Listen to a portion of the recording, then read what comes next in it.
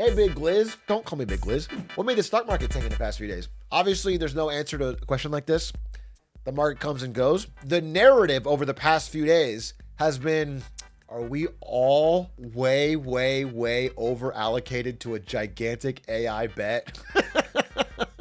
No, it's not tariffs. It's not Biden. It's all been, wait a minute. Are every single one of us insanely to the moon over allocated to what it really was it was Sammy Altman, OpenAI CEO, literally said, you shouldn't say this, by the way, if you are a Pokemon card salesman whose entire warehouse is filled with Charizards and the only thing you do is sell Charizards to stay alive, you shouldn't say, listen, I think Charizards are in a bubble. Because Sam Altman literally said, I think AI could be in a bubble. That scared if he's saying it, that's scary. He said the word. Nothing major happened. This was just 2 days of like bad performance for tech, which was nothing crazy. It was, pretty minor drops, all things considered. But here's the main things. We're like, let's get Paints back, because this is actually an interesting topic. There's been a couple things that have happened lately that are all like making people kind of nervous. Number one was this. GPT-5. We talked about it. GPT-5 was mid. It was mid to actually, it started out mid and has gotten worse. It is now bad. I don't know if any of you are active ChatGPT users, but it actually has gotten worse every day. People are noticing that because they're hitting their energy limit. This is what Sam Altman said too. Like they are hitting their server and energy limits. They're having to rate limit and they're having to route all the questions to the worst models. And so it's getting worse. So GPT-5 was like this incredibly hyped Death Star. Sam Altman was on Oprah saying how it's like, I can't tell you how crazy it's about to be. If you knew what I knew, you might hide in a bunker. And then GPT-5 comes out and it's like, it can't even tell you how many R's are in strawberry still. And it was still bad. So this happened. And then second thing happened. Number two, Sam Altman goes bubble. He says the word bubble. Now, everyone has known the word bubble has been floating in the air, but nobody with power or money in AI has ever said it. So, finally, Sam Altman said the word bubble, which is like, oh, wait a minute. It's very possible we're in a bubble. Especially because, when you talk about AI, you hear about people like OpenAI, or Microsoft or Google or Meta, companies that all have some cash flow. They're all big, stable. But the real area you're seeing the bubble is all these AI startups whose valuations are astronomically bigger. None of them make any money. They're not even close. Most of them, every user they add loses them more money. The amount they spend on GPU tokens is more than they make from the user. So it's all loss. There's these really crazy valuations in most AI startups. I'd say all of them outside of Anthropic and ChatGPT. Also, one more thing I want to say. That's the right word for it. It's like data center depreciation. To explain this simply, this basically means if you spend $100 billion buying NVIDIA GPUs to set up a data center for your AI startup, on the books, you might write, this will last us for 6 to 8 years. But in reality, what everyone is realizing is it kind of lasts you 2 years, 2 to 4 maybe, And you have to upgrade, you have to buy more. And every year, your GPUs that you bought are significantly losing value, becoming out of date. Some of them are burning out or breaking. And so the cost of doing business is actually a lot higher than everyone was anticipating. It's more expensive. And there's a chance, I think everyone was framing this as, if I spend $100 billion on AI, on GPUs, I'm $100 billion ahead of you. But the reality is a year later, maybe you're $50 billion ahead. 2 years later, you're not ahead at all. They can just buy the better chips.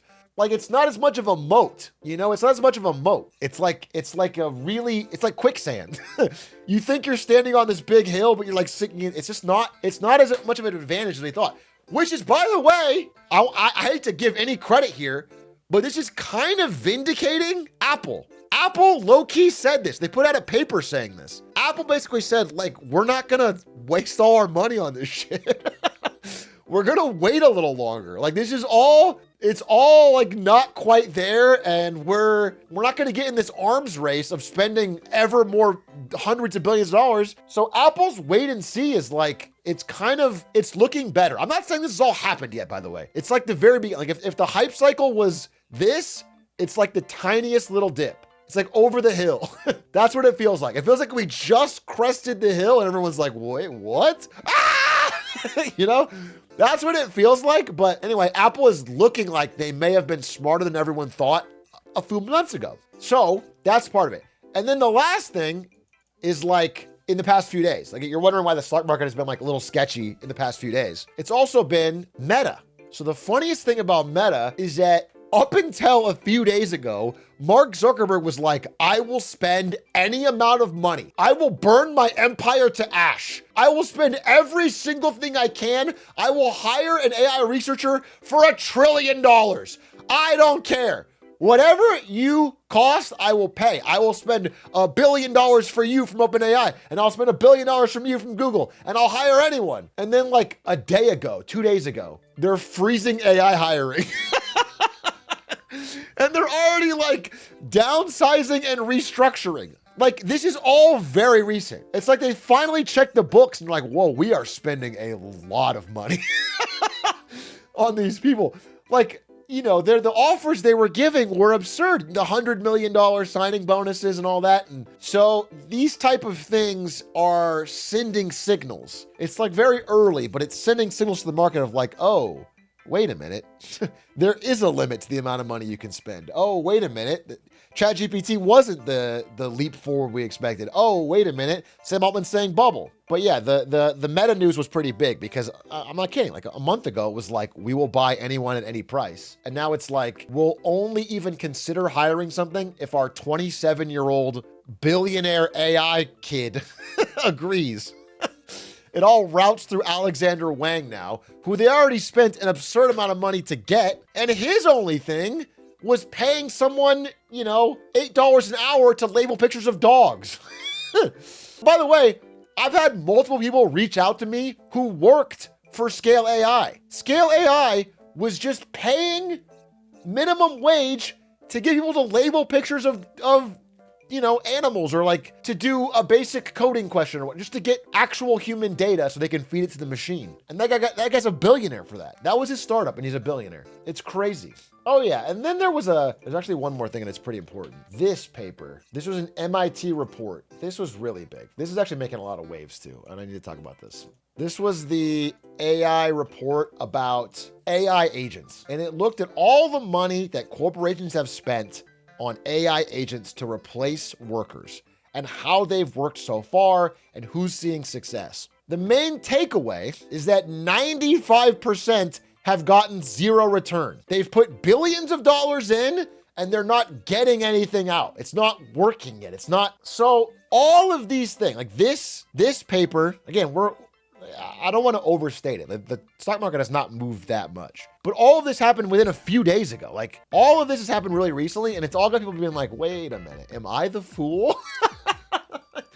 You know, I've put all of my money into this. Am I at all concerned that this wasn't perfect? And a couple of things could happen to turn this around. Any one of the big tech companies could release incredible earnings. ChatGPT is going to raise money at a $500 billion valuation. By the way, I don't have the exact dates, and I don't want to be misquoted here, but it is absurd how frequently OpenAI is needing to raise new money. Like OpenAI raised $17 billion, no, $10 billion.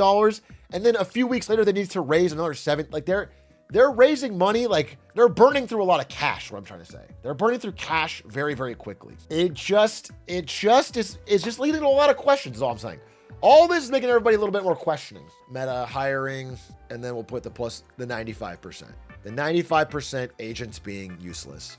That equals question mark. That all feels bubbly to me. Now, I've been saying bubble forever, and I have an inherent bias. So I don't want to overstate here, but I will say that there hasn't been a lot of news in the past few days that would be like positive on the everything is working out. This is all going great. The money's well spent. I think this is talked about the least. This is probably the biggest one. This part is so under-discussed that so much of the money being thrown at GPUs is going to be wasted within a few years. People like ignored it. They hand waved it and now they're like, wait a minute, we're just gonna be out of date. Like they're gonna have to buy it again. What does bubble mean? A bubble is like when investor hype exceeds the reality. When valuations of companies exceed what they're actually able to make or earn in any reasonable time frame. And to be clear, bubbles have happened with every other major new technology in the stock market ever. Not just the internet. You can go all the way back to like trains, radio, canals. This is in my notes and it's very helpful. Canals, railways, automobiles, radio, airlines, PCs, telecoms, internet, solar panels, ride sharing, weed, SPACs, crypto, EVs, and AI. Every one of these technologies, when they first launch, even if they end up being useful, you know, again, like solar panels. Solar panels are a big deal. They're a big part of energy today. But in 2008, 2011, there was a massive bubble. Solar companies got way ahead of their skis.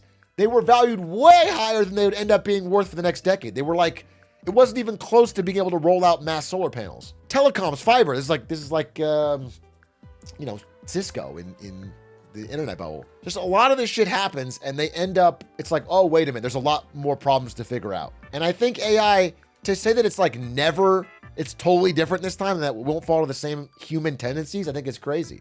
It feels like a lot of money's been wasted, is all I'll say. It's been misallocated.